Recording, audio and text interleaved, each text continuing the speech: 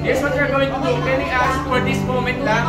Magkakasama yung mga lalaki, tapos magkakasama yung mga babae. For this moment lang sa prayer time, okay? Can you give big circle? Okay, so partner, babae, lalaki, tatlo, apat. Sige, 3, 4. Basta babae, lalaki, okay?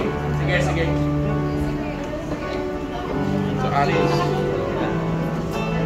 Tapos, huwag magkakasama na sa bahay, ha? So, Daniela sa iba ka. Yan, okay na, 3, 4. Yan, okay, okay. Sige, mamaya ka na.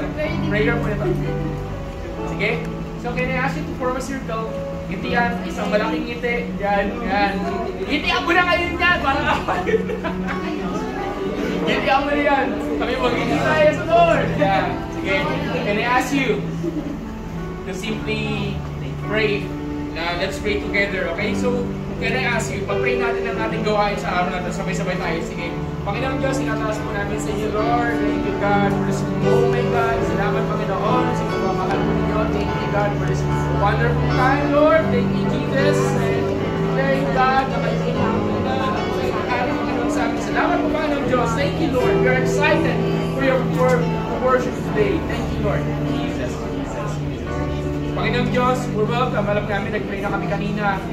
But right now, we acknowledge your presence. And God, sabi magsisimula sa araw na to, kayo po'y manguna, kayo po'y maghari. We bless you, God, and truly, there is no one like you.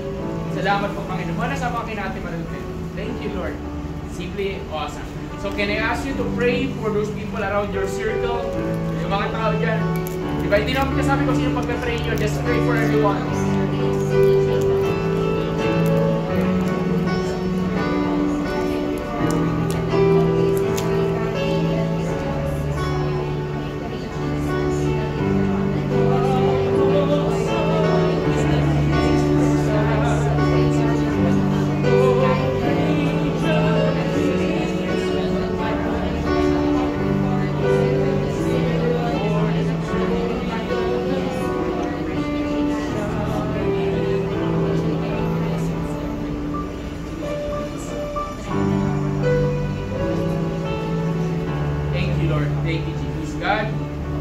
Maraming salamat po.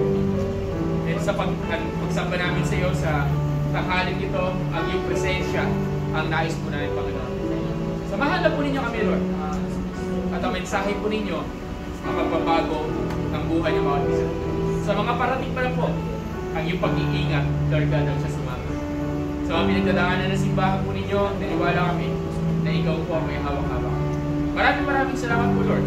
At sa inyong presensya, there's freedom, there's healing, there's restoration, and that the joy of the Lord be upon every heart right now. Maraming salamat po, Panginoon. Thank you. Bless you. In Jesus' name. Amen. Get connected to worship.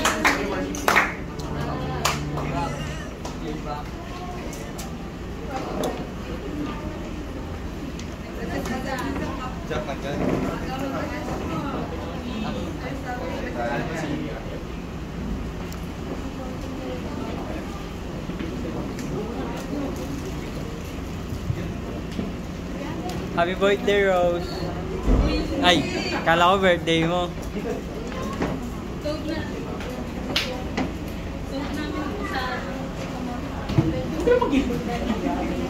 Pero makakainig ka, ilan na tayo. Hey guys, worship time sa Lord.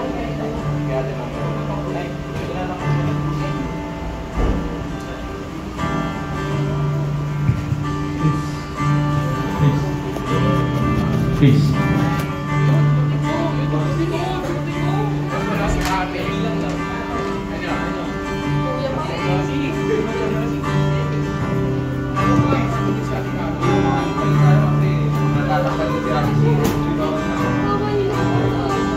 Hey guys, worship the Lord.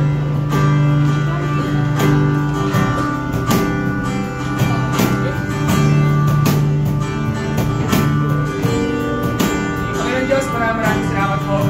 We recognize your presence upon us. Can we ask everyone to lift up our hands to the Lord right at this prayer moment? Dear God, we declare that your love be upon us right at this prayer moment.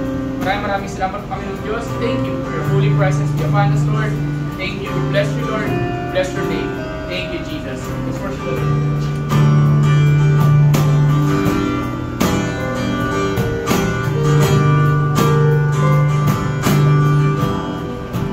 Ako'y iyong natagpuan sa gitna ng aking kasawian. Niligtas sa kamatayan, inakay sa liwanag ng iyong pagmamahal. Pinagaya ng iyong habang sa dilim at sa aking pagkabulan. Ngayon sa iyong biyaya, sa lalim ng pag-ibig umawi.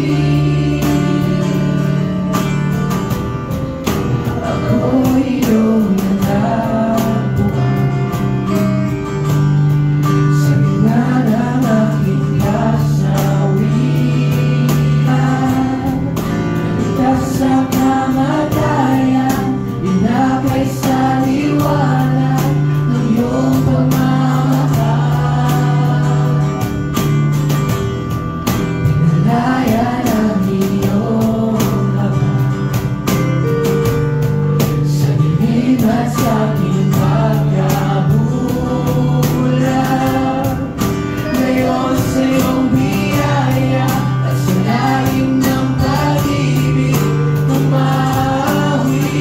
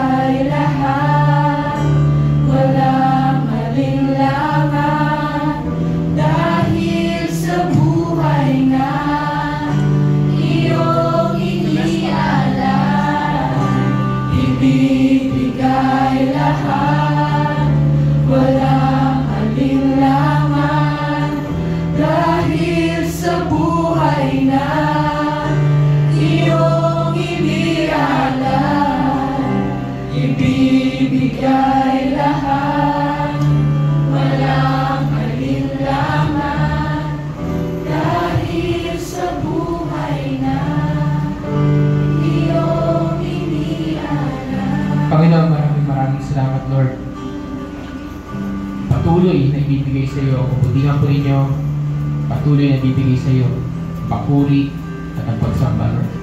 Thank you for this wonderful time. Thank you. Can I ask everyone for the next 10 seconds, just give God the praises, the thanksgiving. Pasalamat lang tayo sa Lord. Ano yung bagay na gusto mong pagpasalamat sa Panginoon, everyone, right at this very moment, in the name of Jesus. Right now, come on everyone, let's just give Him thanks, give Him praise right now on your own words. What are those things right now? Just keep praising, just keep loving Him right at this very moment. Thank you, Jesus. Thank you.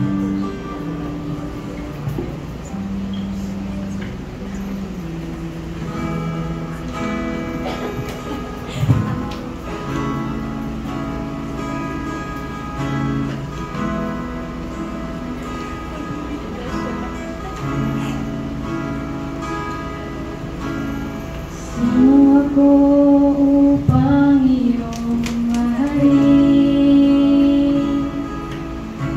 Akalain at iyong ibigin.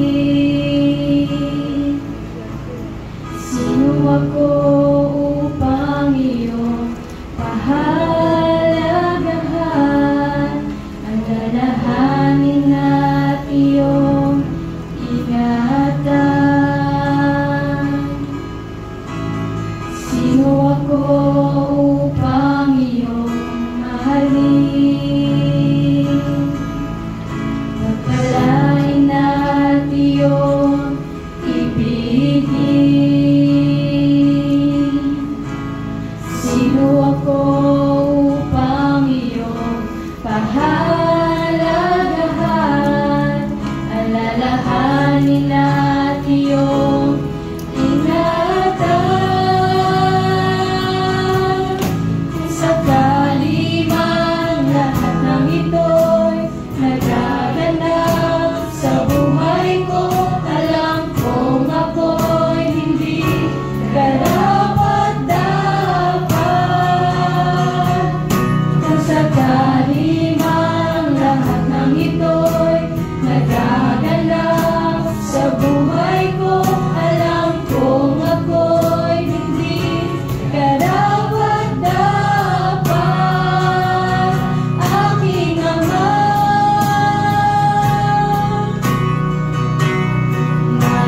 maraming salamat, at ako'y iyong kinakailangan.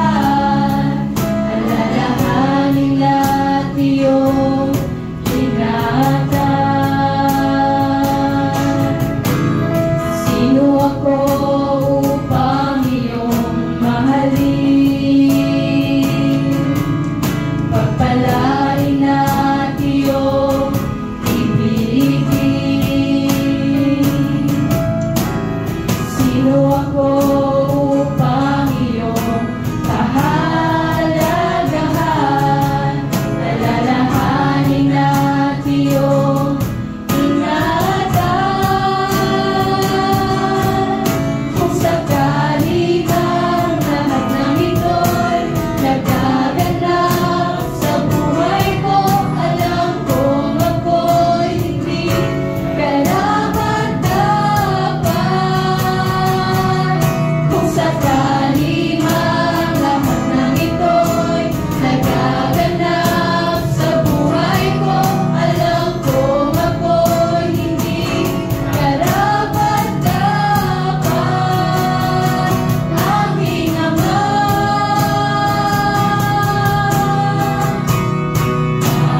maraming salamat at ako'y iyong hinahawagan. Ang iyong pagmamahal mula sa langit ay nadarama. Maraming salamat at ako'y iyong hinahawagan. Ang iyong pagmamahal mula sa langit ay nadarama.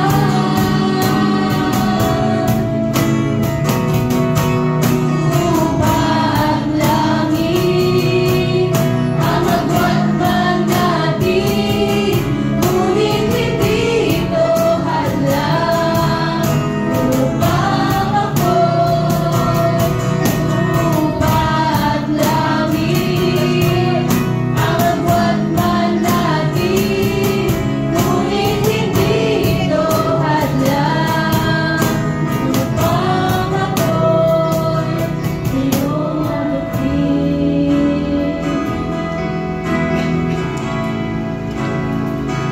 Can I ask everybody to lift our hands to the Lord if you know what else I have? Mabalayo na bigyan. And God, we come before you right in this prayer moment. Sabi niyo yung salita. Sabi niya sa salita, Panginoon, na walang mahirap, walang hindi kayang abutin. Iniwan mo yung 99 sheep just to reach the lost one. And right at this very moment, Lord, on our own, we just want to acknowledge your love to us. Gusto lang magpasalamat sa pagmamahal mo, Panginoon, na hindi kami iniwan, hindi kami pinitawan. At sa oras na sa simpleng paraan lang, we just want to say, Lord, thank you. Thank you for loving us, Panginoon. And we continue to love you. We continue to praise you, God. Salamat po, Panginoon. Church, let's remember and let's remind ourselves of the love of God for us. The love of God for you. Ano ang pagmamahal na yan? As we have our last song for this moment, just continue to worship the Lord. Just continue to honor Jesus.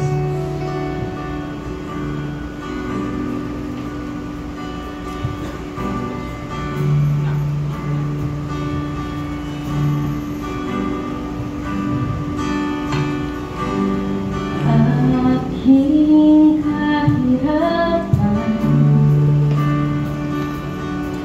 ipinalit yung kayamanan. Aking kahinaan, ipinalit yung kalakasan. Aking kalungkutan,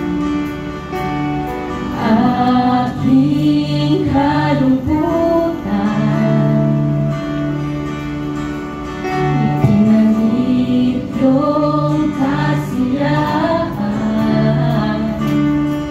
Aking kahirapan, aking kahirapan,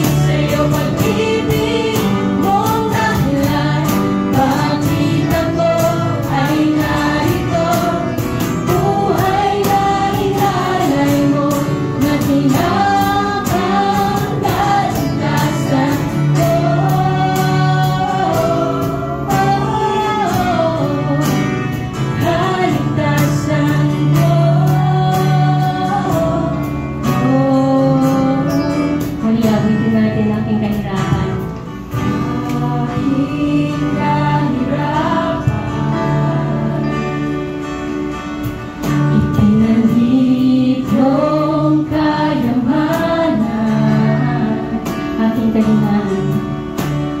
Aking kahinaan, ikinalik yung kalakasan, aking kalungkutan, aking kalungkutan, ikinalik yung kasiyahan. Lahat ng mayroon ako ay dahil lamang sa'yo. Aking itataas ngalan mo, Jesus. Buhay ko'y tinubos ng sarili mong dugo. Diyos na katawang tao upang mabalik kami sa'yo. Pag-ibig mong dahilan, bakit ako ay narito? Buhay na inalay mo, natiyak ang kaligtasan. Buhay ko'y tinubos ng sarili mong dugo. Diyos na katawang tao upang mabalik kami sa'yo. Pag-ibig mong dahilan, bakit ako ay narito? Buhay na inalay mo, natiyak ang kaligtasan. Buhay ko'y tinubos ng sarili mong dugo. Diyos na katawang tao upang mabalik kami sa'yo. Pag-ibig mong dahilan, bakit ako ay narito? Buhay na inalay mo, natiyak ang kaligtasan.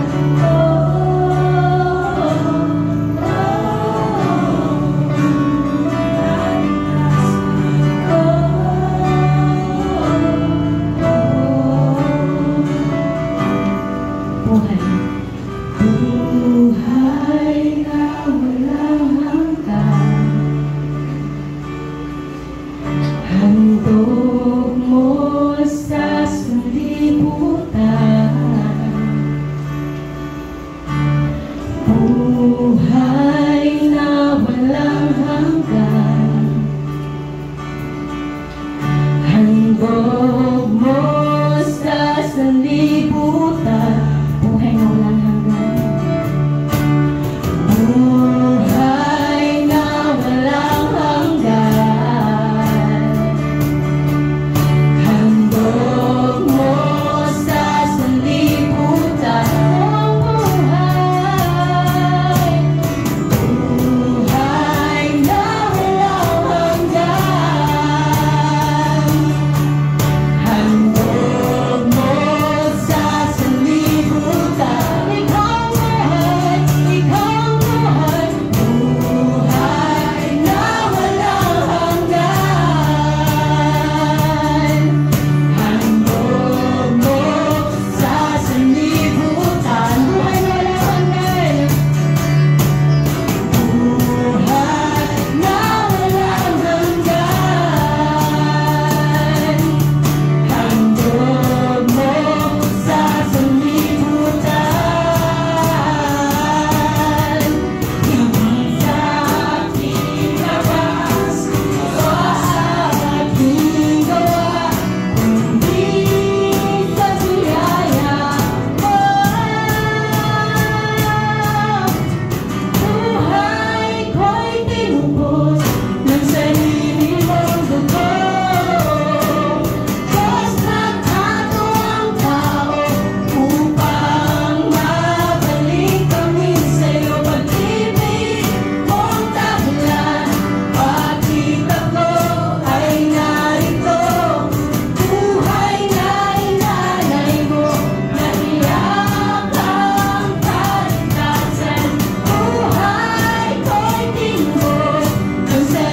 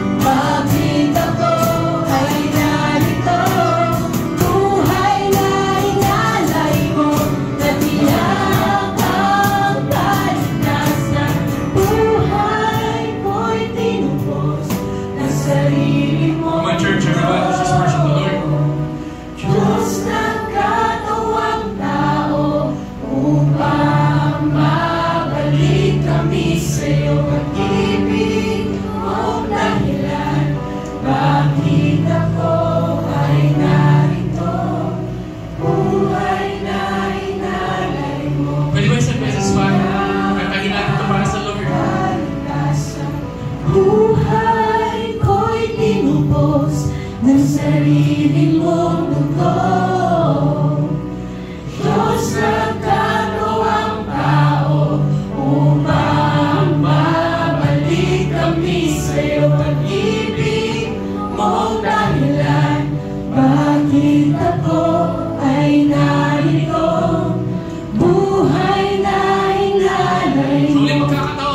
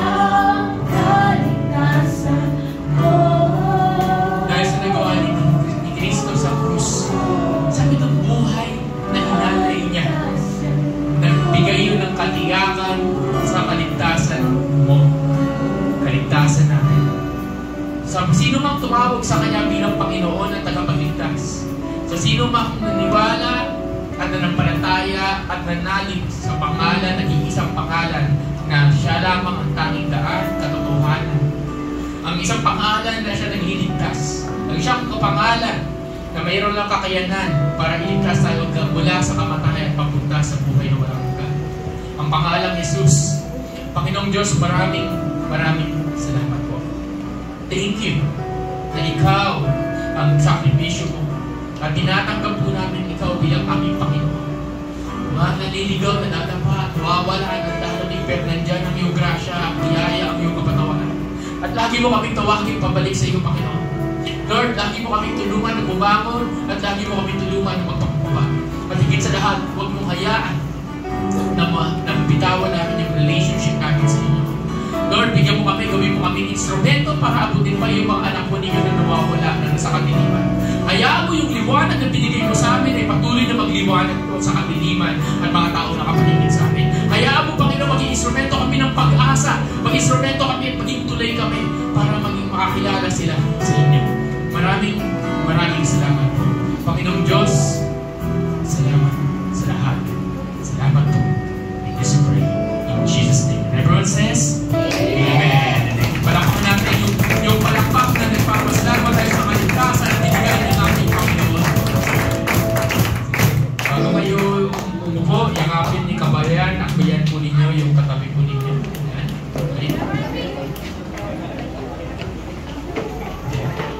Yan, okay. Praise God. Grabe, God. Taas yung treble, pakibabaan. Taas yung treble. Yan. Hindi, mababa pala. Yan, okay. Pasensya na, may bubuyog ha. Okay, yan. Sige. Okay, God is good. All the time. And all the time? God is good. Yan, okay. Saan galing yung bubuyog? Ito ba yun? Yan, okay. Sige, lalayo ko na lang. So, grabe, ang God, praise God. Pwede ba namin palakpakan pa ang Panginoon? Isang malakas na palakpak para sa ating Lord. Okay. As you can see, wala tayong joyful. Kaya ka-joyful natin yung dakilang pag-ibig. Grabe.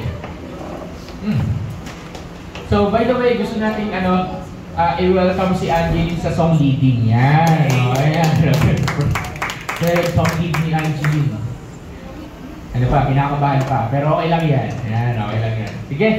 So, ngitian mo yung katabi mo. Yan. So, welcome back natin si Coco. Okay, Coco, welcome back. Yan, okay. Jan Hazel, welcome back sa Okay, yan, okay. Sige. Can I ask, make sure na may katabi kayo. Wala mo ng solo flight ngayon kasi kailangan nyo ng katabi. Okay, so wala mo ng solo flight, okay? Tabi na kayo. Para matindi kong gano'n natin. Okay.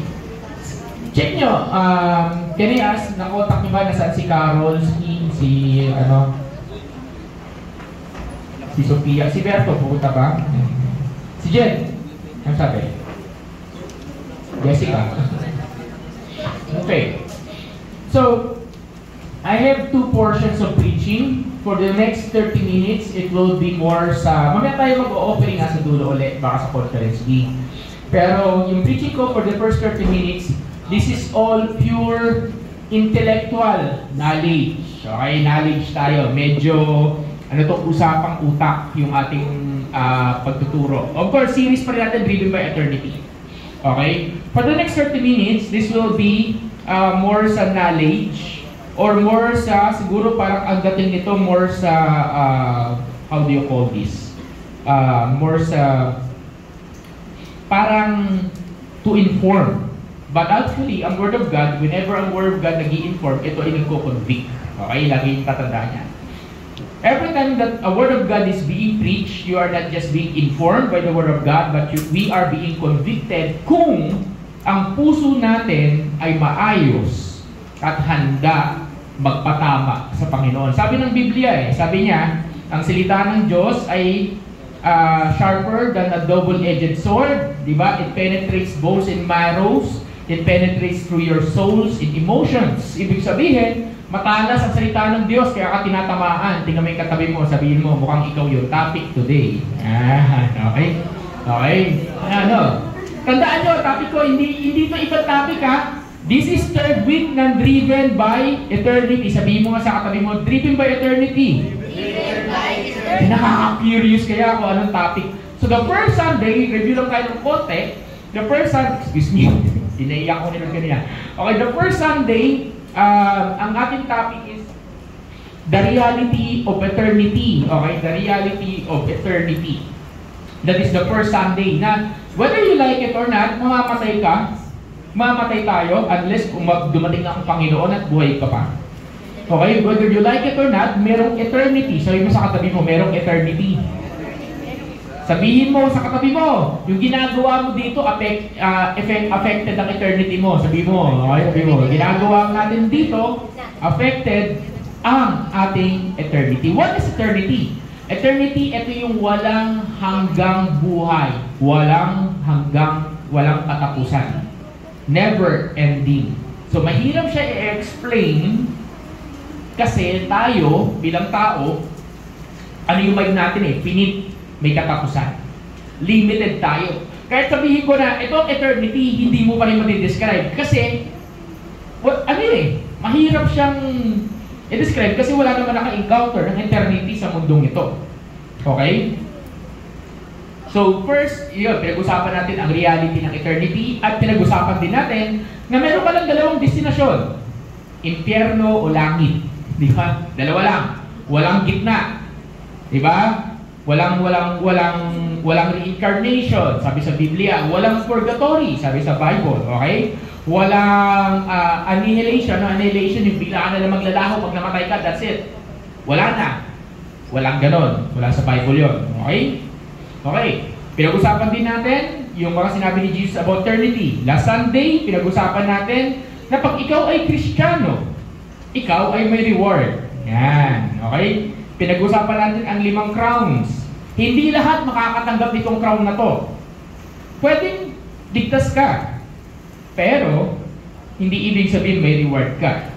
Ang salvation ay libre, ang reward ay in-earn. So, review lang natin doon sa 5 crown na yon. Mabilisang review lang for the sake ng everyone. Okay? Mabilisang review. Nandiyan pa ba yung kopya? Okay. Sige. So, ano yung 5 crown na yun sa naalala nyo? Sino nag-notes? Okay, sige, basahin nga natin. Yung 5 crown lang. Number 1, ano yung unang crown? Victor's Crown. Victor's Crown. What is Victor's Crown? Ito yung crown na binibigay sa mga dinidisiplina nila ang buhay nila sa spiritual disciplines. Yung mga gusto nila mag-love kay Lord, yung mga committed kay God, yung mga gusto mag-grow kay God, yung nagpapatuloy sa Panginoon, yan ang victor's crown. Yung mga taong gano'n, kahit yung simple nag-devotion ka lang, madalas, may victor's crown ka. Tingnan mo yung katabi mo, meron ka bang victor's crown? Yan, di ba? Yung committed ka, may victor's crown ka. Ano yung pangalawa?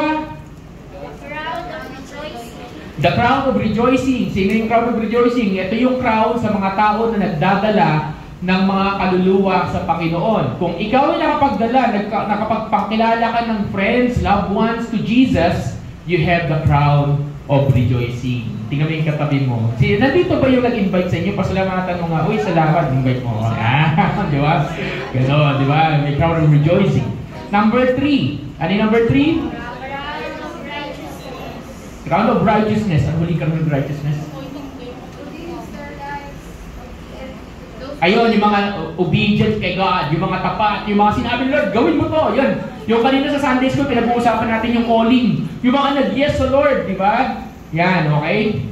Mga overcomer yan. Mga, tutuloy ako no matter what. Okay? Crown of righteousness, tulad ni Apostle Paul. Number 4, crown of life. Ang crown of life, ito naman yung para sa mga handang mamatay para sa Panginoon. Ito yung mga martyr. Also, crown of life, sabi sa book ng James, ito yung mga nag-overcome ng temptation. Yung tipong talong-talo ka na pero na-overcome mo yung temptation, di ba? Yung tipong nalabanan mo yung tukso. Okay? Lagi mo nalalabanan. Then number 5, yung crown of glory. Which is, ito ay in-entrust ni Lord sa mga tinawag niya mag-shepherd, tinawag niya mag-disciple, tinawag niya mag-lead ng kanyang mga anak. Okay? So, I hope, guys, I hope na, church, itong 5 crown na to, huwag niyo lang baliwalain, pero i-desire mo, Lord, gusto ko yung crown na yon. So, everything that we do matters. Amen ba? Yung oras ng pagdating mo sa simbahan, yung ginagawa mo, walang ibang nakakakita sa'yo. Yung lahat ng bagay na yan, it matters. Yung pagbabasa mo ng Bible, pagsiserve mo kay God, sabi mo sa katabi mo, it matters. Lakasan mo, sabi mo, it matters, kapatid, di ba? It matters. Walang masasayang sa ginagawa natin para sa Lord. Is that an amen? Amen. Tanong, may ginagawa ka ba para sa Lord? Ba? Pastor, bago lang ako eh. Ayan, magsimula ka na. Yan, okay? Ang saya nito. Pagdating ng langit, diba? By the way, sa langit walang inggitan kasi hindi namumulong kasalanan sa langit, okay? Matutuwa ka lang, pero sinabi sa Biblia, may panghihinayang. Kasi yung crown mo, baka mamaya mali motive mo. Ako gusto ko maging, gusto ko mag-worship lead. Kasi ako yung nakikita sa harap. Ikaw yung magaling. Mali motive mo. Kung feeling mo meron kang reward, walang reward. Sabihin mo sa katabi mo, check your motive. Yan, check your motive. Motive matters. Intention matters. Agree mo ba? Yes. Yan, okay? So, okay. Aham. Sabi mo sa katabi mo, aham. Okay. For the next 30 minutes, I'm going to preach something that is very informational. Siguro mga 40. At siguro sa next try natin, hindi ko pa ito na-try eh. 5 or 10 minutes or 15. Wala mo na magte-take notes, wala kayo makikita dito, walang cellphone, as in totally nakapost kayo sa akin. Okay? Hindi ko alam kung kaya. Hindi ko alam kung kaya ko. Why? Our topic for today is a topic na kahit ako ayoko i-preach. May idea na kayo siguro. Ang topic ko today is a topic that is not easy for me to preach. Actually, kinakabahan na ako. Okay, isa lang to. Siguro, isa to sa topic na hindi ko talaga alam paano ko ituturo. Kasi madali siyang ituro eh, kung utak lang gagamitin. Madali siyang ituro in an informational setting, which is, praise God, binigay niya kahapon, pero hindi siya madaling ituro kasi kahit utak yung medyo informational siya, this is true eh. This is real stuff, guys. So, we're going to talk on our third Sunday is the reality of hell. Hindi mo sa katabi mo, ready ka. Reality of hell. I would rather preach, siguro, 1 buwan, 2 buwan about heaven, about the goodness of God. Pero, let us not talk about hell. Ilang preacher ang nagpipreach ng hell? This is sa loob ng 11 years as a pastor, sa loob ng 20 years as a preacher. First time ko magtuturo na ang topic ay focus sa usapang impyerno. Kaya hindi ko alam paano ko itatawid to. Okay. First time ko magtuturo ng topic about hell because it matters. Whether you believe this or not, the Bible says hell is real. Totoo ang impyerno.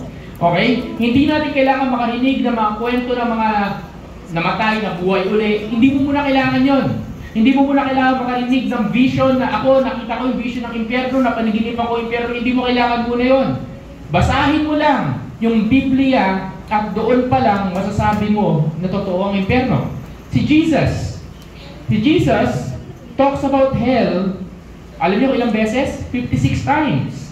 Si Jesus talks about hell about 56 times. Tapos nag-talk lang siya ng heaven 24 times. Mas marami na sinabi ang Panginoong Jesus about hell more than heaven. Diba? Ibig sabihin, sinasabi si Jesus to ha, si Jesus to. Sinasabi ni Lord, uy, pakinggan niyo ako, totoo tong impyerno. Mas mabigat 56 times, doble.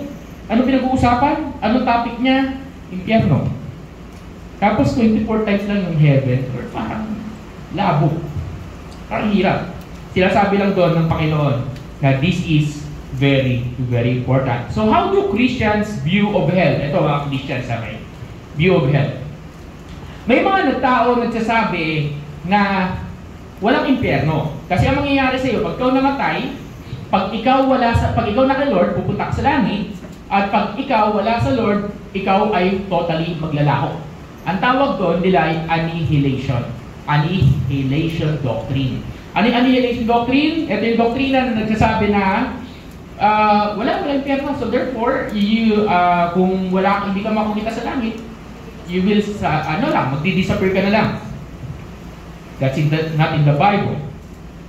Meron naman sinasabi yung tinatawag na universalism. What is universalism? Sabi daw kasi nila na for God so loved the world that He gave His only begotten Son. So therefore lahat daw, kahit makasalanan, maliligtas, at lahat daw mapupunta sa langit.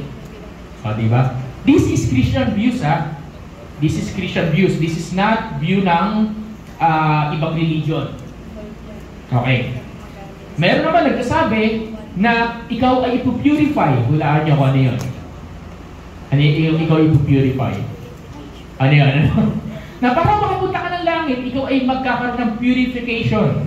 Dahil nung namatay ka, makasalanan ka, so pupunta ka na sa isang lugar para i-purify ka. At yung prayer ng mga saints, yung mga prayer ng mga kamag-anak mo, pinupurify ka. Kaya ang prayer nila, Lord, patawarin mo siya sa kanyang mga nagawang kasalanan. At yung kanilang panalangin, kasi hindi ka na makapag-pray, sila yung nagiging dahilan para ikaw ay maging malinis at therefore makakapunta ka sa langit. Tapos pag wala nagpe-pray sa'yo, kung hindi ka na-purify, pupunta ka sa impyerno. Ano yun? Katoliko. Okay? Purgatory. Okay. Yung iba naman, totally, they don't believe in hell.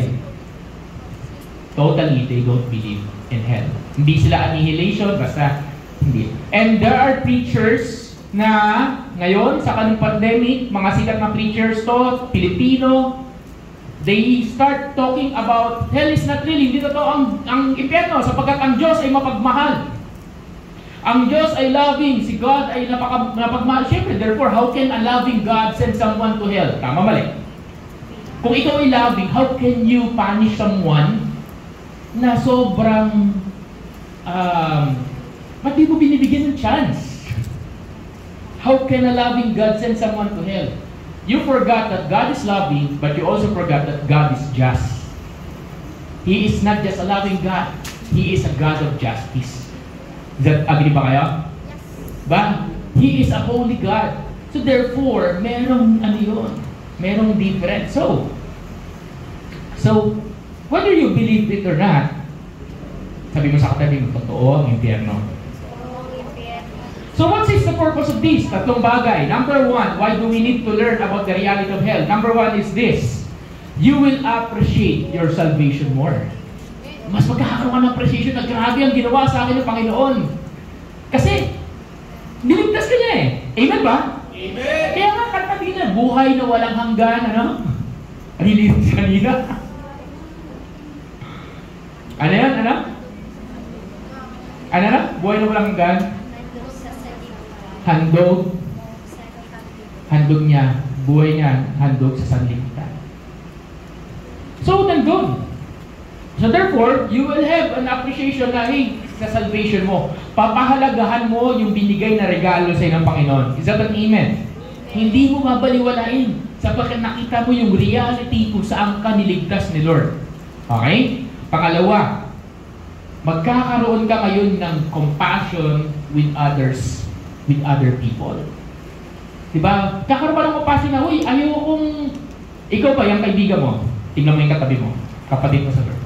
Example, hindi Kristiyano yan. At alam mo pupunta ng impyerno yan. Ikaw ba sige, magpupunta ka na sa impyerno, wala ka, diba? Ganyan, ganyan. Diba? Ganon, diba? Gusto mo ba yun? Magkakaroon ka ng heart for the lost. Kasi ayaw mo na sila ay mapunta sa tinatawag na eternal destruction. Okay. So, una, you will appreciate your salvation more. Pangalawa, magkakaroon ka ng compassion for the lost. Diba? And number three is this. You will get serious with your walk with God. You will get serious with your walk with God. Why do we need to study hell? Because of these three lessons. Appreciate your salvation, compassion for the lost, and seriousness of your walk with God. My prayer is this. Tandaan nyo, ang unang nagpipreach, siya yung unang tinatamaan. So, tandaan nyo.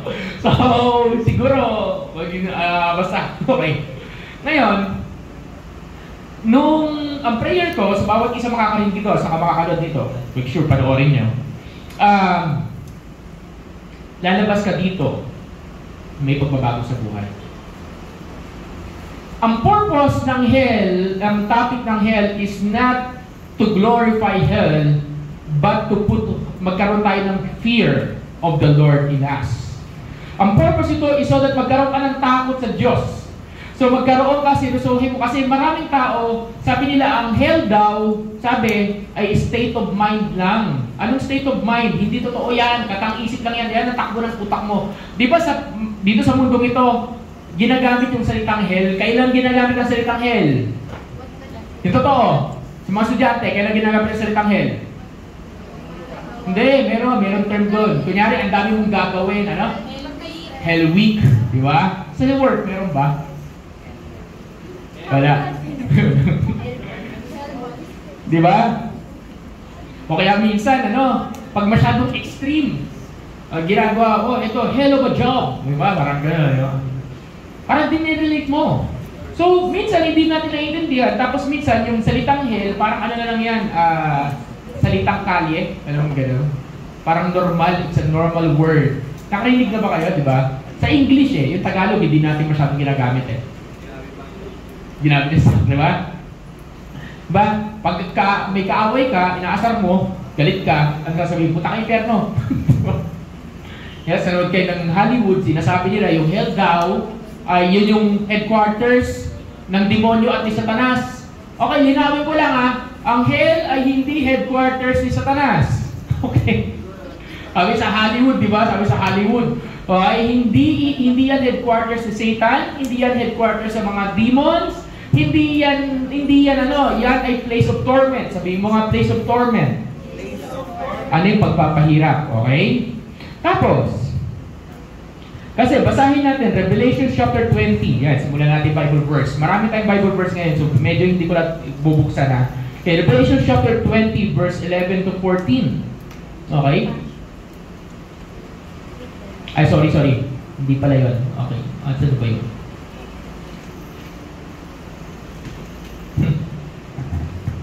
Hindi ko maintindihan yung sulat ko. Sige, Revelations chapter 20. Okay, ando na Revelations muna bro. Revelations. Chapter 20, verse 11 to 14. Okay, sabi dito, basahin natin. 1, 2, 3, go. And I saw a great white throne, and one seated on it. Okay, pause muna. Then I saw a great white throne and one seated on it. Last week, natutunan nyo yung salitang Bema. Sabi mo nga, Bema. Bema. Yung Bema, yun yung tinatawag natin judgment seat of Christ. Yung judgment na seat na yun yung seat kung saan ang ginajudge doon yung reward para sa'yo. Hindi yung kasalanan mo. Meron sa Revelation ko, then I saw a great white throne. Ito yung tinatawag sa mga Christian circle na Great White Throne Judgment. Ang Great White Throne Judgment, ito yung judgment kung saan ginajudge ang mga makasalanan. Ito yan. Sige, tuloy natin. So, magkaiba ang Bema sa Great White Throne of Judgment. O, tuloy natin. Okay, earth and heaven. 1, 2, 3, go. Earth and heaven fled from His presence, and no place was found. Sige, everyone, basahin natin. Verse 12. I also saw the dead, the great and the small, standing before the throne, and books were opened. Okay, pause. And books were open. I also saw dead, great white throne standing before the throne, and the books were open. Tuloy natin hanggang doon sa dulong books. 1, 2, 3, go. Another book was opened, which is the book of life, and the dead were judged according to their works by what was written in. Pause. Huwag mo na ilabas. Yung may katabi mo. Sabihin mo, nakasulat lahat ng ginawa mo. Nakasulat lahat. Kahit yung hindi nakikita, nakasulat. Merong book of life. At isang araw, bubuksan sa iyan. At sasabihin ko, wala akong sinabing ganyan. Oy, meron. Ito yung date. Ito yung panahon. Ito yung kasalanan mo. Ito yung kasalanan mo. Tingnan yung katabi mo. Sabihin mo, nakasulat. Nakasulat. Pero sabi dito, they were judged according to their works, what was written in the book. Sino ba minimension dito? Tuloy tayo. 13. Then the sea gave up its dead, and death and Hades gave up their dead. All were judged according to their works. Okay, all were judged according to their works. Sino? Yung mga patay, sinuko, anong give up? Nabuhay muli. Sino itong mga nabuhay muli na to? Merong dalawang klase ng resurrection na mangyayari. Okay? Yung resurrection ng mga tao na may relationship kay Lord, yun ang tinatawag nating rapture. At yung mga relationship ng mga tao na resurrection ng mga tao na walang relationship kay God. Ito sila. Okay? Ito sila. Kung ikaw namatay na walang relationship kay Lord, isang araw, yung kaluluwa mo at yung katawang tao mo magkasama, mabubuhay ka muli. Sa atin, bilang Kristiyano, tawag natin doon rapture. Ang tawag doon sa Biblia sa mga walang relationship kay Lord, judgment. Okay? So, tuloy tayo. 13, 14. Basahin natin ng malakas. 1, 2, 3, go. Death and Hades were thrown into the lake of fire. This is the second death, the lake of Okay, fire. pause. So, the lake of fire. What is the second death? May second death. Ano yung first? Yung namatay ka. Yung namatay ka physically, patay ka. Tingnan mo yung katabi mo. Buhay pa ba yan? Buhay naman yan, ba? So, nung namatay ka, that's first death. The second death is this. Ito yung tinatawag natin spiritual death. So, ano yung death and Hades? Hades is another term for hell. Okay? To be honest, etong sinasabi ng lake of fire dito, this is not hell. Magkaiba ang lake of fire at ang Hades. Ang hell, ito ay yung parang holding area mo lang pag namatay ka. Pag wala kang relationship ka Lord, dito ka nakalagay at ito yung lake of fire. Habang nandito ka, hinihintay mo yung panahon na you will be judged. Okay? So, ibig sabihin, hindi automatic pupunta ang tao na makasalanan sa lake of fire. Andun kasi tinatawag natin impyerno o Hades o hell. Mamaya, pag-uusapan natin anong meron doon sa Hades, sa hell na yan. Kung worse na yung Hades and hell, mas worse yung lake of fire. And take note, this is forever. This is forever. Okay. So, sabi dito, yung debt dito, tuloy tayo sa debt. May sa Bible verse na binasa natin sa Revelation chapter 20 verse 11 to 14, merong dalawang debt na na-mention doon. Pwede mo bang ilagay lahat? 11 to 14, pwede mo ba ilagay lahat? Sabi ko sa'yo, medyo informational tayo ng konti. Okay. Meron tayong Greek word, meron dalawang Greek word na sinabi doon. Unang Greek word is yung tinatawag na nekros. Nekros, ang ibig sabihin ng nekros ay physical debt. Nekros, physical debt. So dito, merong physical debt, yun yung first debt. Tapos merong tinatawag na thanatos, T-A-N-A-T-H-O-S, thanatos. Ang ibig sabihin nun ay spiritual debt.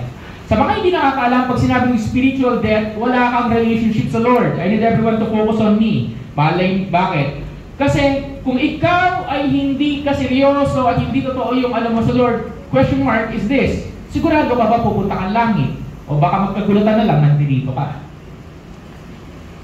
Okay? So may dalawang Greek word na ginamit dyan, yung debt. Una, ginamit yung salitang nekros, at pangalawa, ginamit yung salitang thanatos, which means physical debt and spiritual debt.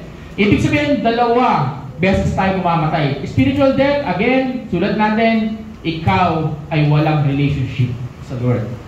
Diba? That's why it's easy for you na gumawa ng mali kasi wala tayong relationship sa Panginoon. Okay? You are created as an immortal being. So therefore, once na naranasan mo yung punishment, once na naranasan ng mga taong hindi kilala si Jesus yung punishment, it will be forever. Kasi immortal ka. Hindi ka immortal sa mundong ito. Immortal ka sa pangalawang buhay. Yun nga lang, saan mo gagamitin yung pagiging immortal mo? Tingnan mo yung katabi mo. Sabi mo, kapatid, siguraduhin mo ha. Yan, siguraduhin mo. Diba? Siguraduhin mo. Okay, yan yung biruan na kung hindi ka seryoso, pupunta ka sa langit-langitan. 2 Thessalonians chapter 1, verse 7 to 9. Sabi, ano ba meron sa hell? 2 Thessalonians chapter 1, verse 7 to 9. Chapter 1, verse. And a reward with the rest of you are afflicted along as this will take place at the revelation of the Lord Jesus from heaven with his powerful angels. Sige, tuloy. Taking vengeance with flaming fire on those who don't know God. Pakibasa nga, verse 8, 1, 2, 3, go. Taking vengeance with flaming fire on those who don't know God and those who don't obey the gospel. Okay. Sabi mo sa katabi mo, kapatid, iwas dyan. Paano ka pupunta ng impyerno?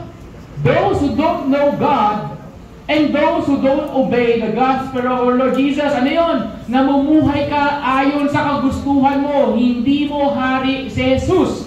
Hindi siya yung Panginoon ng buhay mo. And therefore, saan ka raw pupunta? Flaming fire. Ano meron sa hell? Flaming fire. Tuloy pa ba natin to? Whether you like it or not, whether you believe this or not, and malay nyo, mapanaginipan nyo to. Yun ang prayer ko eh. May makakita at managinip sa inyo. Kasi magbabago buhay mo, magdaranasan mo to. Ba? Ang linaw oh. Verse 9.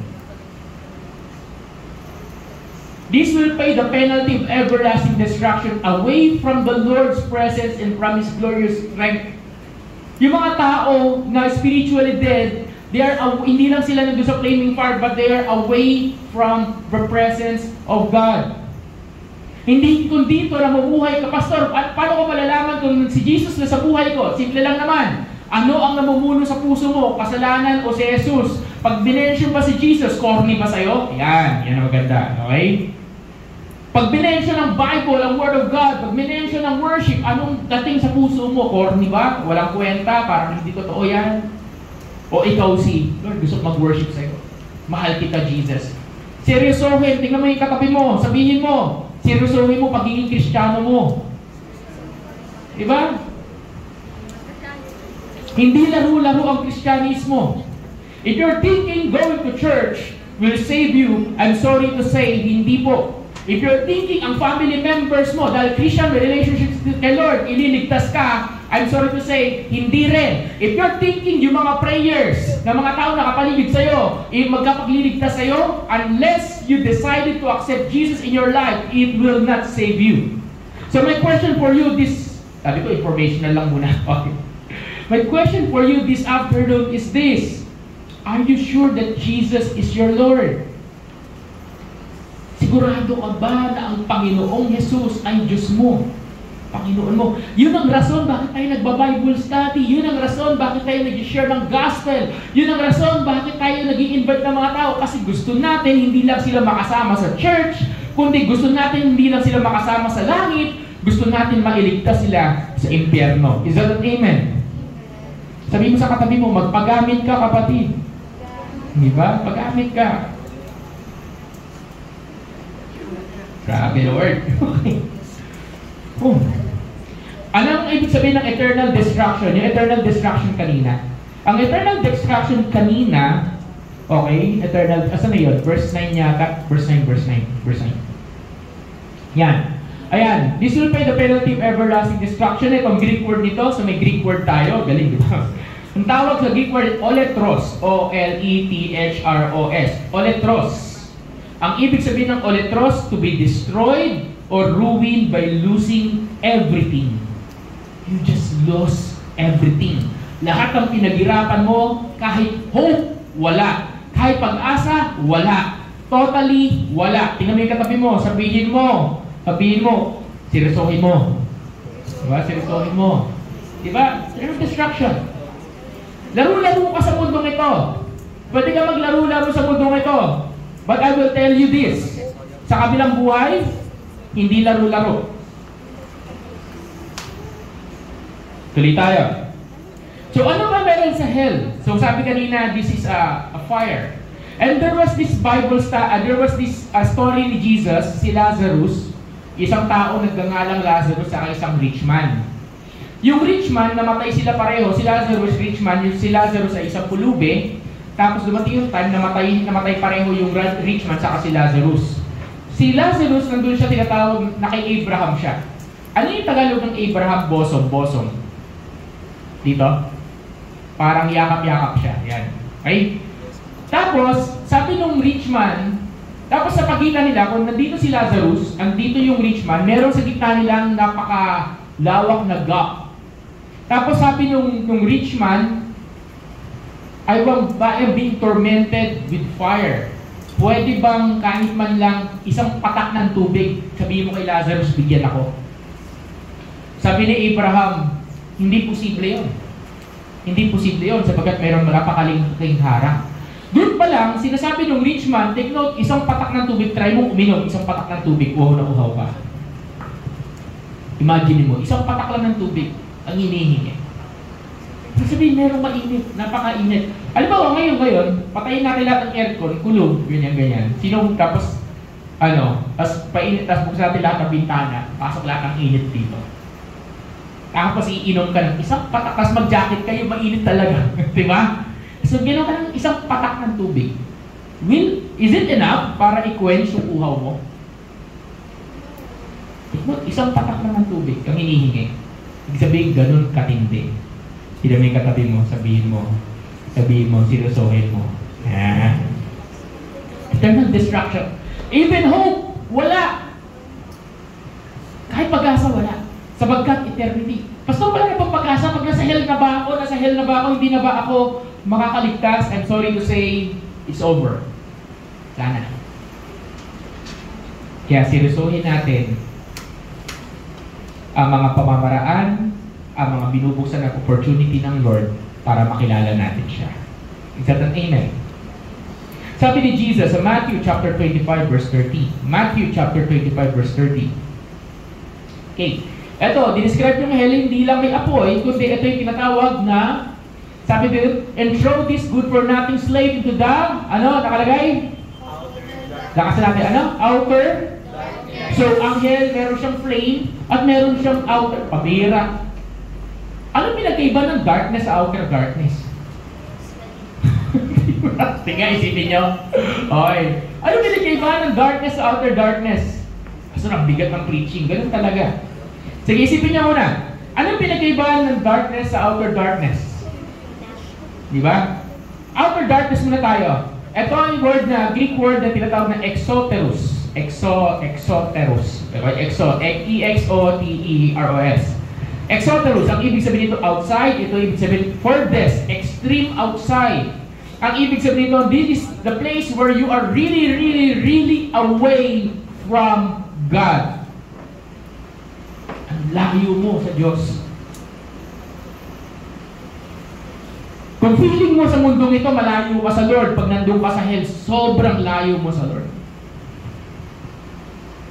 Then sa hell, meron pang tinatawag na basahin natin, in that place there will be, basahin natin, 1, 2, 3, go. In that place there will be weeping Bakit ayaw basahin ng iba? Okay, everyone, read this. Okay, para sa atin to. 1, 2, 3, go.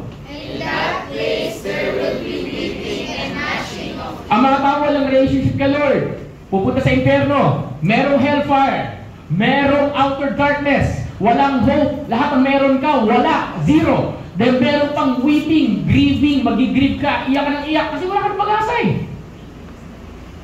Ang pagsisisi na sa huli, ito kung sinasabi natin, regret, this is the most regretful.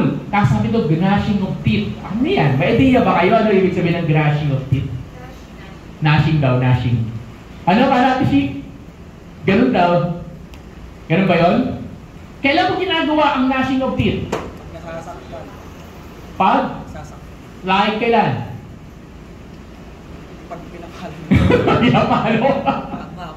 Kailan? Ayun, ayun. Gumagano ka.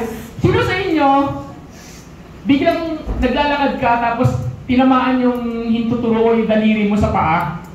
Di ba? Tapos sobrang sakit. Alam mo yung gano'n, na sinasapak mo yung pader, sinasapak mo yung ano ka, di ba? Yun sa inyo, di ba? Sobrang sakit mo, di ba? Yun, gano'n. Take note. Constant. Constant. Grabe. So, ang saya ng pag-aralan nito. Ano ibig sabihin nun? There's an intense physical pain. There's an intense physical pain. Sabi mo sa katabi mo ulit. Lika, seryoso na tayo sa Lord. Sabi mo nga, seryoso ako, Jesus. Ha? Seryoso. The purpose of this message is not to feel you okay. The purpose of this message is para durugin tayo, including myself. The purpose of this message is not to uplift you. The purpose of this message is to remind us na totoo ito at seryoso dapat tayo sa relationship natin sa Lord. The purpose of this message is simply for us to be reminded that God loves us so much. Therefore, we need to love Him so much as well. Amen ba? Amen. Problema kasi minsan, God loves us so much. Pagmamahal mo sa Lord, wait lang Lord. So much ba? Dito ka niligtas ng Panginoon. Uulitin ko. Sabihin mo sa katabi mo, dito ka niligtas. Diba? Saan ka niligtas? Niligtas ka sa fire. Niligtas ka sa outer darkness. Niligtas ka sa no hope. Niligtas ka sa weeping. Niligtas ka sa intense pain. Tapos ito lang yung binibigay mo sa Lord? Hindi ka ba naiihiya? Focus sa akin. Walang kwentuhan. I need everyone to focus on me. Kasi, malay mo, pagka uwi mo, hindi ka na magising bukas. Kasi gising ka. Kaya, punta ka langit. Ang sabi mo, ba't ang init? Ako. Who will fear hell? Only those people who have no relationship with Jesus. Sure ka ba sa relationship mo sa Lord? Ako hindi ako pupunta doon. Kasi sure ako sa relationship ko kay God. Eh ikaw? Di ba nakakigay sa akin? Di ko itinadad. Basta paano ko malalaman kung sure ako sa relationship ng Lord? No one will know except you and God. Kasi pwede kong pakita sa inyo na sobrang banal ako. Pero pagharap ko sa Diyos, sasabihin mo lang sa akin ni Lord, hindi kita kilala. Sino ka? Sa Bible yun. Sa Bible yun. Sabi, Lord, di ba nagpagaling kami sa iyo ng pangalan mo? Nagpalayas kami ng demonyo sa pamagitan ng pangalan mo? Nag-serve kami kay God, nag-serve kami sa iyo, nag-worship din ako sa iyo, Lord, nag-preach ako sa iyo, God. Then sasabihin ni Jesus sa iyo, I don't know you. Sino ka? Sa Bible yun. Seryosohin mo. Paano mo malalaman, Pastor, kung totoong Kristiyano ako pag walang taong nakatingin sa iyo? Doon mo malalaman kung totoong Kristiyano ka. Hindi natin dito pinag-uusapan kung perfect ka sapagkat babagsak ka sa kasalanan, pagkakamali. Pero hindi excuse yun para magpatuloy. Pag bumagsak, mag-repent, humingi ng tawad sa Lord, bumangon, magseryoso, bumalik, and so on and so forth. Amen ba? Sabi ni Apostle Paul, ayoko gawin yung bagay na gusto kong gawin. Yung bagay na gusto kong gawin, hindi ko nagagawa. Yung bagay na ayoko gawin, patuloy kong ginagawa. Sabi ni Apostle Paul, hindi na ako yun, kundi yung kasalanan na namumuhay sa akin. Inamin naman ni Apostle Paul, hindi siya perfecto. Pero inamin niya rin na hindi niya kaya mag-isa. Sabi niya sa pamagitan lang naman ng grasya ng Panginoon, kaya ako nagagawa yung kaya kong gawin. Is that an amen? Is that an amen? Bumagsak, bangon, repent. Sabi mo sa katabi mo, repent. Lakasan mo, sabi mo, repent. Kaya mahiya magsabi, di ba? Mamaya, pagka-uwi mo, ma-appreciate mo kaya si Lord. Lord, salamat, dito mo ako niligtas. Luke chapter 12, verse 42 to 48. Luke chapter 12, verse 42-48. Dito sinasabi ni Jesus na merong punishment at ang punishment, iba-iba ang degree. Okay? Iba-iba ang degree. God is not only just, but He is also fair. Okay? Fair. Fair ang Diyos. Yung para sa'yo, kung reward, ito para sa'yo itong reward na to, para sa'yo itong reward na to. Yung punishment, kung para sa'yo itong punishment na to, para sa'yo itong punishment na to. And the Lord said, who is the faithful and sensible manager, his master will put in charge of his household servant to give them their allotted food at the proper time. Tuloy. Okay, that slave whose master finds him working, when he comes, he will be rewarded. Then tuloy. I tell you the truth, he will put him in charge of all his possessions. But if that slave say in his heart, my master delaying his coming, and starts to beat the male, the female slaves, and to eat, drink, and drink, so walang ginawa yung slave, the slave's master will come on a day, he does not expect him, and at that hour, he does not know. He will cut him to pieces and assign him in a place with the unbelievers. 47. And that slave who knew his master's will and didn't prepare himself or do it will be severely beaten. And last one. But the one who did not know and did things deserving of blows will be beaten lightly. So merong severely mabibit, merong lightly mabibit. Anong ibig sabihin nun? Merong magaan na parusa at merong mabigat na parusa. Tapos, may sinasabi pa si Jesus na yung hell, meron dong worm that never dies. Worm that never dies. Alam niyo ba yun? Hanapin ko lang yung Bible verse na yun, okay? Bibigay ko lang sa inyo susunod. There's a worm that never dies. Take note, ha? Mahabang kwento to dapat. Hindi kaya ito ng isang oras. Pero alam ko, medyo, hindi man. Ngayon, I want everyone here. So sabi nila, yung worm that never dies, ano ba purpose ng worm sa katawan ng tao? Yung totoo. Anong purpose? Sa biology, anong purpose? Decompose. So meaning, nasusunog ka na. Parang ang labo, no, di ba? Paano yun? Out of darkness, madilim, tapos may apoy. Parang, paano yun? Tapos, may intense pain, tapos kinakain ka pa ng upod. Imagine nyo, kinakain ka ng upod. Ay, Lord. Hayaan niyo muna lagpasan natin doon. Pag-uusapan natin yung langit next Sunday. Okay? Lagpasan na muna natin to. Kasi kailangan natin makita to eh. Kailangan natin makita yung katotohanan nito. Ang katotohanan is this. So this is where I'm going to end and we're going to do the second part. Is this. Jesus talks about hell, the reality of hell. Ito mga verses, Matthew, huwag nyo nang, sulat nyo lang. The reality of hell, Matthew chapter 23, verse 33. Matthew chapter 23, verse 33. Matthew chapter 25, verse 41. Mark chapter 9, verse 43. Okay, Matthew 23:33. Matthew 25:41. Mark 9:43. Okay? So, dagdag nyo na rin ng Matthew 5:22, Matthew chapter 5:22, at Matthew chapter 8, verse 8 to 12. Matthew chapter 8, verse 8 to 12. So dito, reality of hell. This verse talks about Jesus talking about totoo ang impyerno. Whether you believe me or not, totoo ang impyerno, which is na I believe na-establish ko na. Okay. Pangalawa, hindi lang totoo ang impyerno.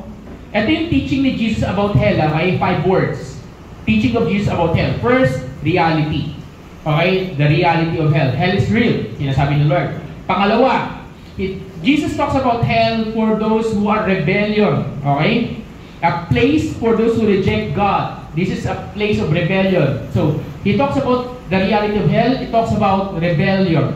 Those who reject God.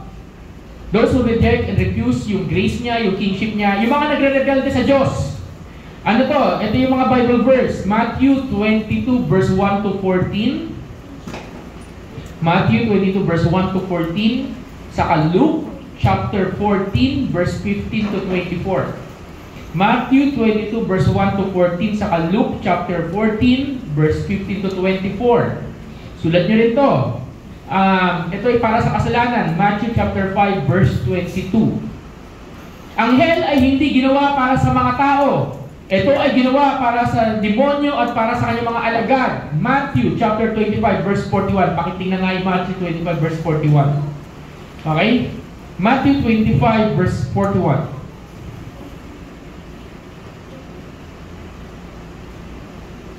Kaya mo nila yun. Yan, basahin natin. 1, 2, 3, go. Malakas. 1, 2, 3, go.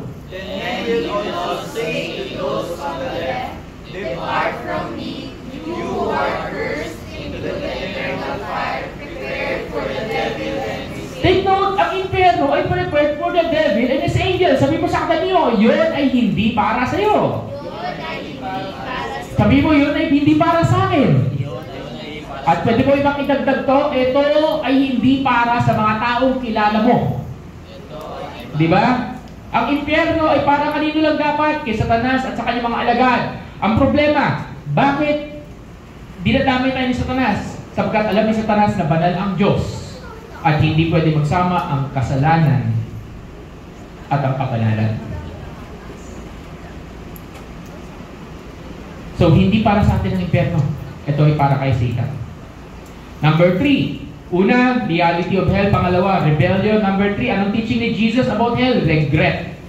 There will be regret in hell. Okay, there will be regret. Bakit hindi ko pa tinanggap kasi sa Panginoon? Bakit hindi pa? Bakit hindi pa kayo? Bakit hindi nung time na sinesharan ka ng gospel? Bakit hindi ka sumama sa church? Bakit hindi mo tinanggap si Jesus nung naghihigalo ka na? Regret. Mark chapter 9, verse 48.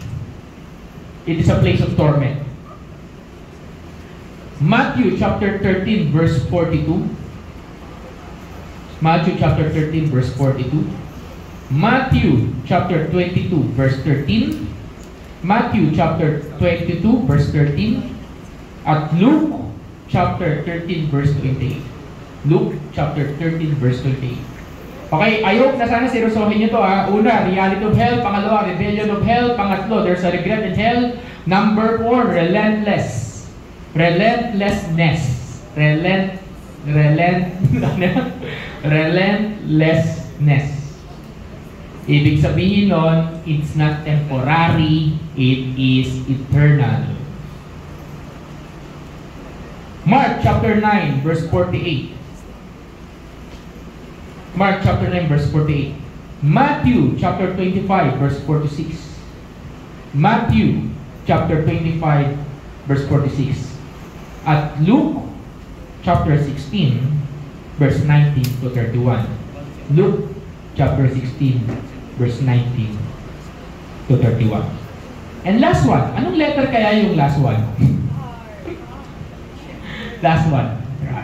So, ang teaching ni Jesus about hell, ito ay ritual hill. Ito ay for the rebels, mga nag-rebellion. Ito ay there will be regret. Ito ay relentlessness. Ito ay forever. Pero merong positive, merong good news. What is good news? Number 5, there's a reconciliation. Diba? There's a reconciliation. May pag-asa ka. May pag-asa tayo na hindi tayo mapunta ng impyerno. Amen. Papaano? Sabi dito, John 5:24. John 5:24, pakibuksan. John 5:24. Ellen, can I ask you sa keyboard? John 5:24. Basahin natin. Okay, 1, 2. Basahin mo na malakas. Okay, para sa ito. 1, 2, 3, go. I assure you, anyone who hears my word and believes him who sent me has eternal life and will not come under judgment, but has passed from death to life. Take note, sabi may assurance. Kung ikaw, tinanggap mo yung Panginoon, salita niya, naniwala ka sa Kanya, meron kang ano? Nakasama sa katabi mo, meron eternal life ka. Yan. Anong to? Anong gusto nyo? Eternal life, eternal death? Eternal life. Hindi ako kumbinsido. Anong gusto nyo? Eternal life, eternal death? Eternal life. Eternal life. So therefore, it's a reward. So ibig sabihin na dito tayo sa mundong ito, at yung decision natin sa mundong ito will determine of something where we will go. Diba? So, ibig sabihin, mahalaga sa atin na maintindihan natin yung importance nito. So, I want everyone, tabi nyo yung cellphone nyo, tabi nyo yung notes ninyo.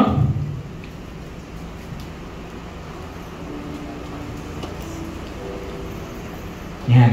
Tapos bigyan nyo your full 100 attention sa akin in the next 5 or 10 minutes.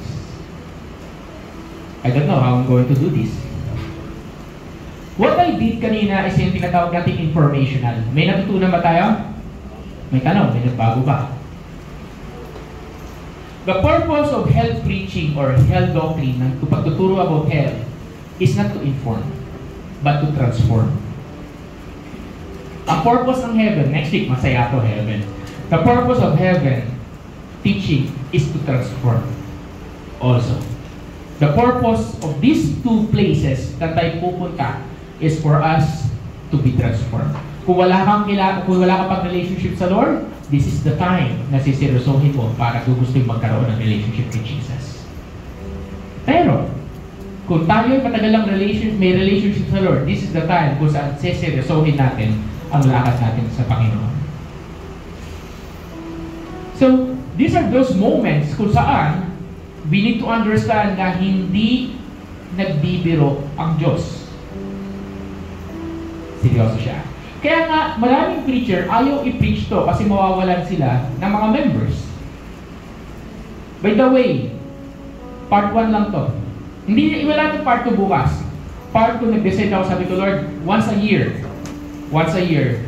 magsiseries ako about eternity. Next year, sabi ko, Lord, pag preach ko ulit ito, it will be mas maraming tao. And you might be hearing this again, or I believe, actually, hindi pa natin pinag-usapan dito yung Gehenna, hindi pa natin pinag-usapan dito yung brimstone and fire, hindi pa natin pinag-usapan dito ano yung mga bagay na yon, hindi pa natin pinag-usapan yung mga bagay-bagay dito. Ika nga, pundasyon lang to. At habang tinuturo ko to, sasabihin ko sa inyo, I'm not the best person to preach it, not because I don't know about this. I'm not the person to preach it because I know myself na, oy, saglit Lord, saglit lang. Bagsak ako. Ika nga sa standard na someone who will preach about hell, bagsak ako. Sapagkat kung wala akong Kristo, isa ako sa babagsak sa impyerno. And I'm telling you now, kahit na Kristiyano na ako, sabihin ko sa Lord, saglit lang, hindi ako pasado sa standard mo. Kaya ayaw ko i-preach to. Totoo lang. But Wednesday night, sobra. Hanggang kahapon. So, So this is how they preach it before. This is how they preach it before. Wala na masyadong preacher nagpipreach nito. Wala na masyadong preacher nagpipreach itong ganitong bagay o ganitong way ng preaching. Sabagkat, nakaka-offend. At ang purpose ng preaching na to ay not to please you. Ang purpose ng preaching na to ay to offend you. Ma-offend ka. Mapikon ka doon sa preacher. Para makita mo na seryoso ang Diyos sa'yo. Kapag kauwi mo, tas may nakita kang alak, iiwas ka. May nakita kang shabu, iiwas ka. May nakita kang sasagutin magulong, iiwas ka. May nakita kang pornography, iiwas ka, and so on and so forth. Di ba? May kagalit ka, aayusin mo, and so on and so forth. Siseryosohin mo. May nakita ka nangangailangan kay Jesus, siseryosohin mo. Halika, punta ka sa akin, sama ka sa akin, punta tayo Bible study, mahal ka ni Lord.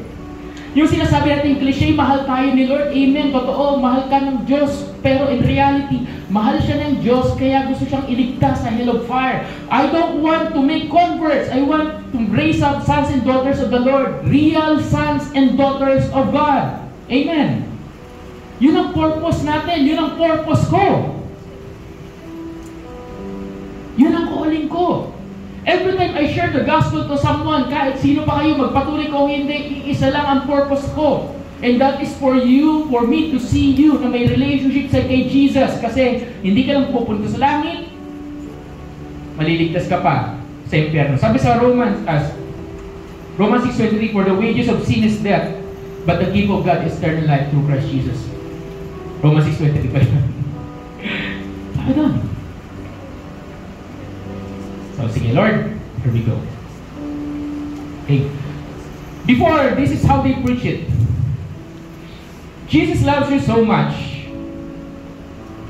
that God loves you so much that He's willing to give His only begotten Son na namatay para sa iyo, namatay para sa krus para sa iyo. Sigurado ka ba saan ka pupunta?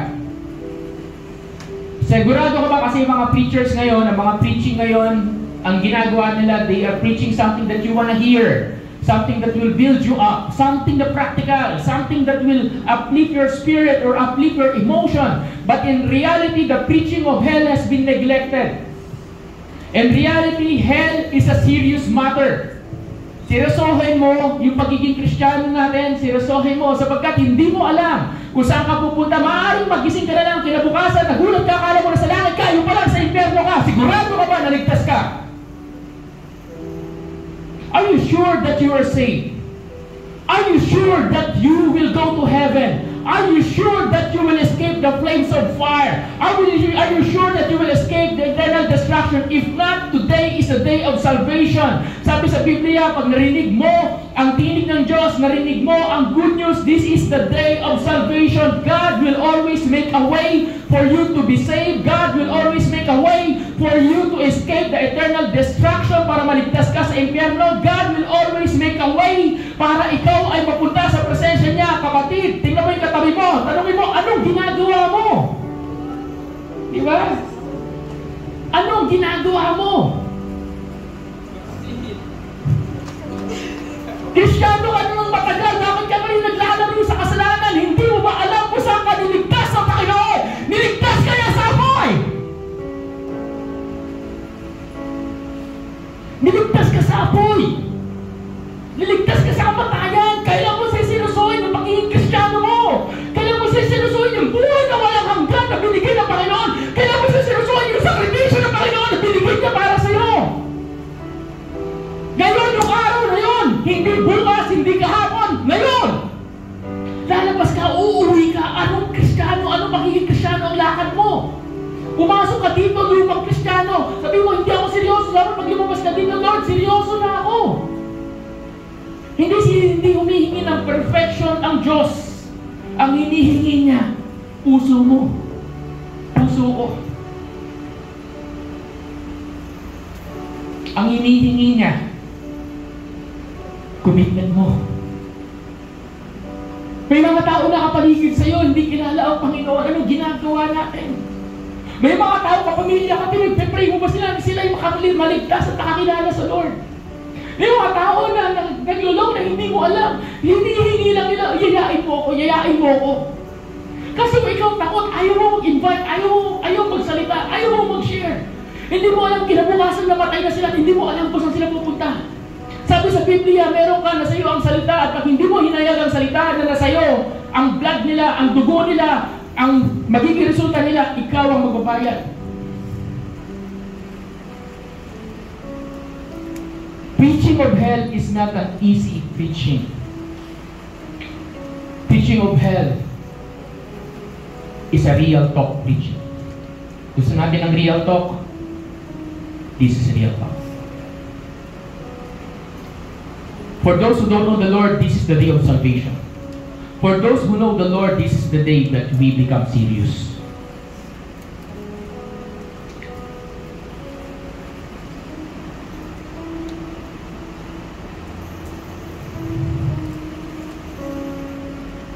And as we end, dahil pa 5 minuto lang yan. As we end, I pray as a pastor, or no, as a child of God, my prayer for you,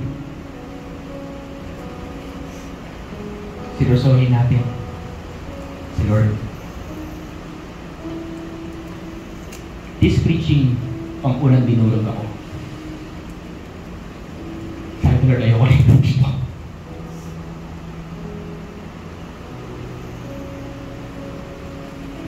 Ayoko na i-preach to.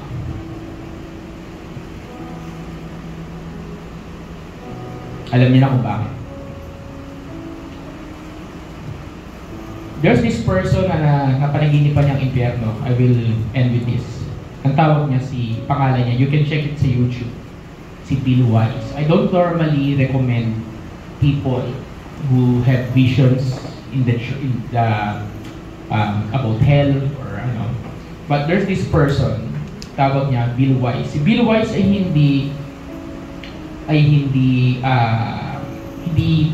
siya ay isang Kristiyano.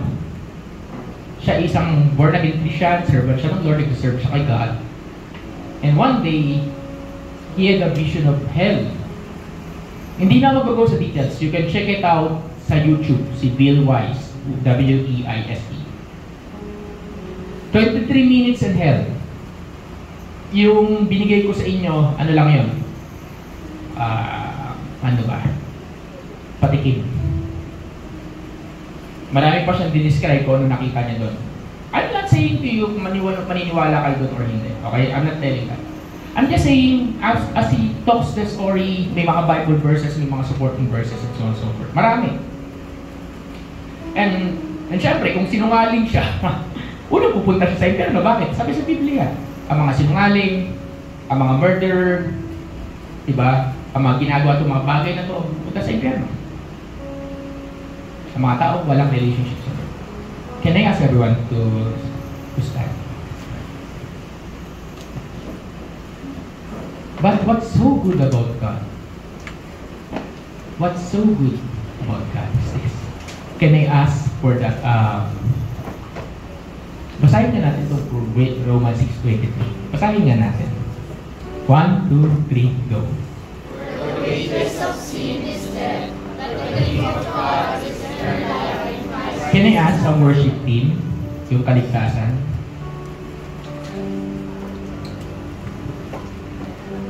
What's so good about God is this. Nakita niyo yung Book of Life kanina? Sa Book of Life, andun yung mga gawa natin, andun tayo ma-judge, andun tayo maano. Yan na pag walang relationship sa Lord. What's so good about God? I need you to get this. What's so good about God is this. You accepted, pwede ka bang makita yung John, yung binasa ng John 5:24 yata yun, kanina? Yung those who receive. Nakita mo ba, Leo? Yan. Sige, pakibasa nga. 1, 2, 3, go. Pakibasa na may ngiti naman. Sige, lalo ko mabigat yung message natin. But right now, can we read this? 1, 2, 3, go. I assure you, anyone who hears my word and believes him who sent me has eternal life and will not come under judgment, but has passed from death to life. Paano nangyari ito? will not come under judgment. Eh nakasulat nga yung mga kalokohan natin. Nung binuksan, nung binuksan yung book, ginawa mo to, itong petsa na to, nandito ka, ito kasama mo. Ginagawa niyo dun sa kasulok-sulukan, kadilim-diliman, kataas-taasan. Ayan, Diba? Ganon. Yung walang nakakita, akala mo, ligtas ka, akala mo walang nakakita, yung pala, kitang-kita ka ng Lord. Yung akala mo, escape mo, hindi pala. Diba? Pero, paano nangyari ito? Simple lang. Si Jesus, namatay sa krus. Nabayubay, nakako. Lahat. Sabi mo lahat. Sabi mo sa katabi mo lahat. Lahat ng kasalanan natin. Yung kasalanan mo dati, kasalanan mo ngayon, at kasalanan mo sa inaharap, lahat yun nandun, binigay kay Jesus, binigay sa Kanya. Siya yung naging kasalanan. Kaya kung titingnan ka ng Panginoon, yung mga nagawa mo, lahat ng kalokohan, kasalanan, at gagawin mo pala as long na ikaw ay may relationship kay Jesus at nagre-repent at hindi mo at seryoso ka sa Panginoon, alam mo kung ano mangyayari? Lahat, sabihin mo nga yung salitang ito, blotted out. Lakasan mo nga, blotted out. May Bible verse yun, hindi ko lang nakita yung Bible verse. But every sin that we have has been blotted out. Sabi mo sa katabi mo, blotted out.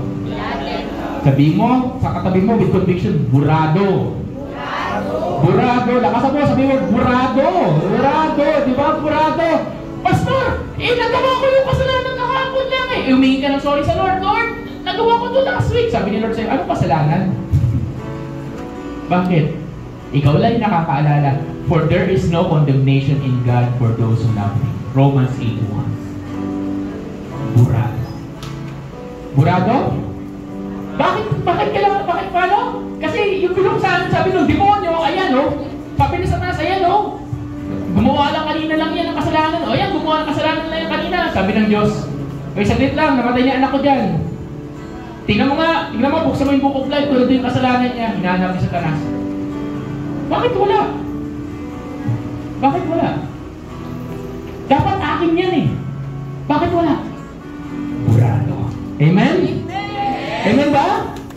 Bakit? Hindi lang Burado. And dahil alam natin na may ginawang pagmamahal ng Panginoon, sakripisyo na bura ang ating mga kasalanan, meron tayong pag-asa. Amen ba? Amen! May pag-asa tayo. Kaya tayo nagpapatuloy, kaya tayo sumasamba, kaya tayo naglilingkod sapagkat sa pag-asa na bigay ng Diyos na burado ang mga kasalanan at merong pag-asa na kasama natin ang Panginoon. Amen! Amen! And as we worship Lord, we're asking God, samahan mo kami, Panginoon. Can I ask you to sing this song? Come on. We will do it with this. Extended time 10 minutes.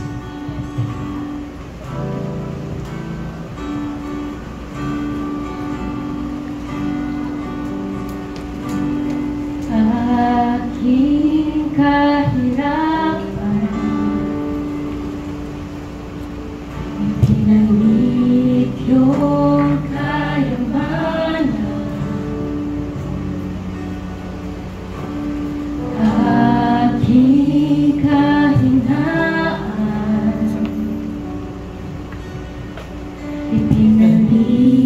yung kalakasan.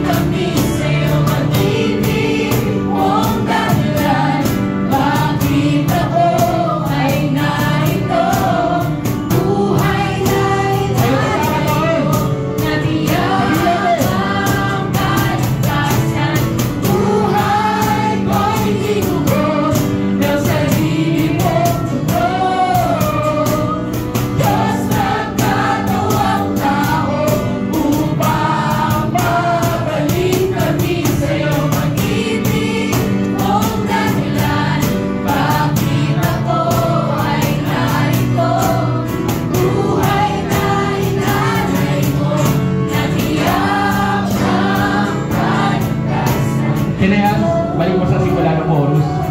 Guys, ma-appreciate niyo yung kantang ito. Ito yung simula ng chorus. Sabi dito, buhay ko'y tinubos ng sarili mong dugo. Ang dugo ni Jesus ang nag-block out ng mga kasalanan. Yung dugo ni Jesus ang nagbura, ang naging dahilan para magbura ang mga bagay-bagay na alam mo na Lord, ito nagawa ko eh. Pero bakit ganun? Bakit ganun? Bakit wala na? Kasi pagka binura ng dugo ni Jesus. Is that amen? Kaya sabi dito, Diyos, nagkatawag-tawag upang pabalik kami sa iyo. Bakit dapat papunta tayo sa impyerno eh? Pero dahil namatay ang Panginoon sa atin, para sa atin, tayo ay nasa Diyos na. Is that an amen? Tuloy. Sabi doon, pag-ibig mong dahilan, bakit ako narito? The last one, buhay na inalay ng Panginoon. Kailangan mo lang maniwala. Kailangan lang natin sabihin, Lord, ikaw ng Panginoon. Ikaw ka na mapagligtas ko. Can I ask everyone to close your eyes and bow your heads? Lord, the preaching of hell is not an easy message. It never was. And hindi naman talaga ang purpose nun. It is to put fear in our hearts. To naseryosohin ang takot sa Diyos at ang pagsunod. Seryosohin ang pagkakaroon ng relationship sa Lord. Kasi whether believe it or not, meron eh. We don't want to go there, and we don't want even our loved ones and friends to go there. So Lord, gamitin mo kami bilang instrumento. Patigit sa lahat, bigyan mo kami ng appreciation kung doon sa kaligtasan na meron kami ngayon.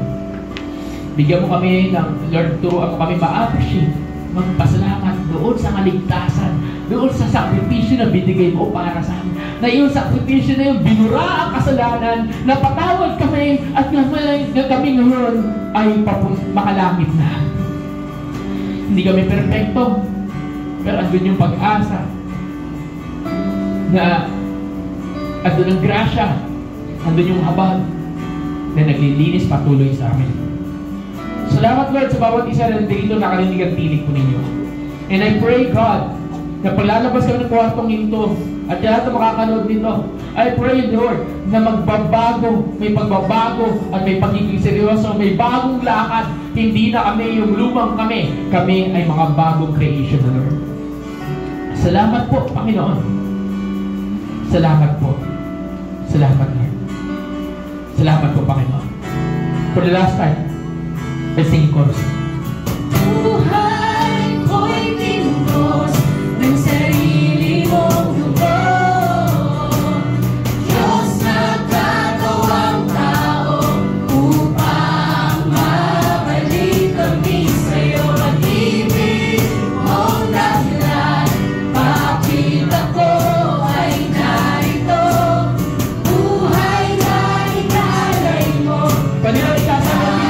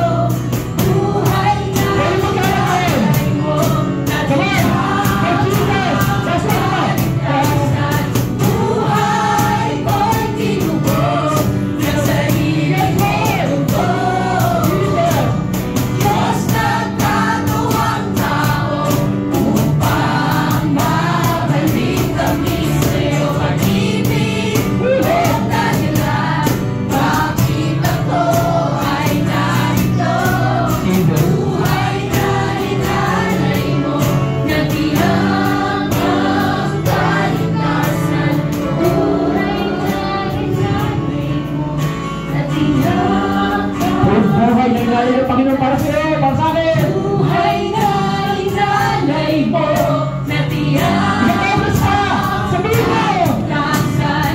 Buhay na inalay mo, natiyak Laksan. Buhay na inalay mo, natiyak ang kaligtasan mo. Nakakarinig ka ng tinig ko? I will give you 1 minute or 10 seconds. Just give Him thanks. Come on your own words. Just give Him thanks. Just give Him praise. Come on, let's utter praises sa Panginoon natin na tagapagligtas. Let's utter praises, thanksgiving sa Kanya. Open your lips, everyone. Lord, thank you, God, for saving me. Thank you, Lord, for the love. Thank you, Jesus, that you have saved me, Lord God. Thank you, Lord, for saving us. Thank you, Lord. You have to sacrifice God. Thank you, Lord, for bringing me in your presence, God. Thank you, Lord, for the forgiveness of sins, Lord God. Salamat po, Panginoon. Salamat po, God. Thank you, Jesus, for everything. Panginoon, maraming salamat for assigning me as a pastor and as a preacher of your church. And I bless your people. Can I ask everyone to lift up your hands? Alam ko, nag-overtrip tayo, but okay lang. Right now, God, I pray, bless them. And I pray yun, narinig nila ngayon, it will change their hearts to have compassion for the lost and to take seriously our walk with you. Salamat po, Panginoon. Bless them, and I speak upon you. You are the head and not the tail. You are above, not beneath. You are blessed beyond measures. You are bound for heaven. You are not bound for hell. You are forgiven. You are favored. You are a new creation. You are part of the kingdom citizen of God. Lord, maraming salamat, Lord. Bless them wherever they go. Bless their walk, Lord God. And this we declare in Jesus' name. And everyone says, Amen. And saan mo yung palakpak na alam natin na para sa Kanya? Grabe. Kasi when we go around, and yakapin mo lang sabi mo, uy, welcome, kita-kita sa langit. Diba? So just go around and just love one another. God bless, God bless. Okay, picture taking muna tayo.